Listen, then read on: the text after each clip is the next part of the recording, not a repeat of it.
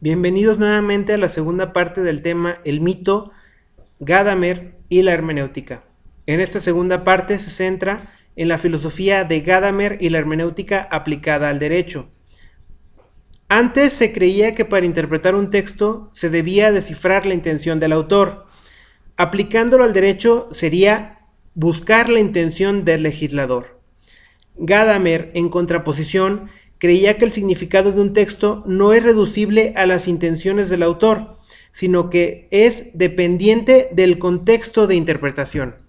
En el ámbito del derecho, no podemos solamente limitarnos a la interpretación de lo que quiso decir el legislador. En el derecho también tenemos que entender que existe un todo, un contexto más amplio. En este caso, la ley se debe de interpretar conforme a la Constitución, con algo más amplio, más importante que la simple ley. Al interpretar, tenemos una conciencia históricamente moldeada, es decir, interpretamos según nuestras circunstancias, ya que todo el mundo puede interpretar. Verdad y método pretende ser una descripción de lo que hacemos permanentemente cuando interpretamos las cosas, incluso desconociendo que dicho proceso de interpretación se está produciendo. Todo individuo pertenece a una sociedad y por tanto está inmerso dentro de una tradición. Esta tradición a la vez configura en él una serie de prejuicios que le permiten entenderse en su contexto y su momento histórico. De ahí que el individuo tenga su realidad histórica en sus prejuicios. Al respecto, es importante mencionar que el filósofo Ortega y Gasset tenía una frase que decía: yo soy yo y mis circunstancias. Para Gadamer, todo acercamiento a un texto significa ir a un encuentro de otro, de un tú, y este encuentro debe ser un momento de apertura para poder entrar en un diálogo en el que tanto el yo como el tú entran en una relación. Frente al texto no cabe neutralidad ni autocancelación, sino que incluye una matizada incorporación de las propias opiniones previas y prejuicios.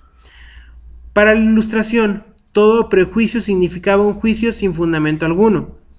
La Ilustración propone el uso de la razón para poder liberarnos de la tiranía de la autoridad. Hay que atreverse a pensar por sí mismos. La Ilustración busca decir todo desde la razón.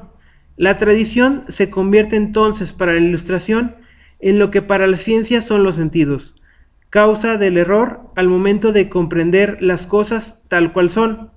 La Ilustración tiene un prejuicio, y es el prejuicio contra todo prejuicio, y con ello la desvirtualización de toda tradición. En la Ilustración alemana, los únicos prejuicios que se aceptaban son los de la tradición cristiana. Gadamer recupera el sentido constitutivo del término prejuicio y lo coloca como parte importante de todo el armazón cognitivo del individuo.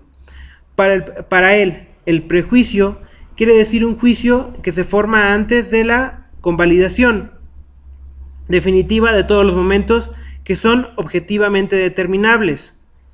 La tradición es una forma de autoridad. Recordemos que en el derecho, la tradición y la costumbre son fuentes del derecho. Esta autoridad se encuentra de manera anónima en nuestro ser finito e histórico. Es transmitido desde el pasado, no solo de manera anónima, sino también al margen de la razón. Asimismo, la tradición interviene en nuestras decisiones, acciones y sobre todo en nuestro comportamiento. Además, emerge durante toda nuestra vida, estando siempre ahí, aparentemente oculta, pero siempre presente. Recordemos que la costumbre tiende a volverse ley. Es lo más importante. Respecto a las preguntas de la clase, la primera es: ¿qué llevó a que el mito fuera desacreditado como una expresión de saberes populares? ¿Quién era la diosa Temis? ¿Cuál es la diferencia entre Temis y Némesis? Para esta última pregunta les pongo estas dos imágenes. Una de ellas es Temis y otra es Némesis. Ustedes deberán descubrir quién es Temis y quién es Némesis y cuáles son sus diferencias.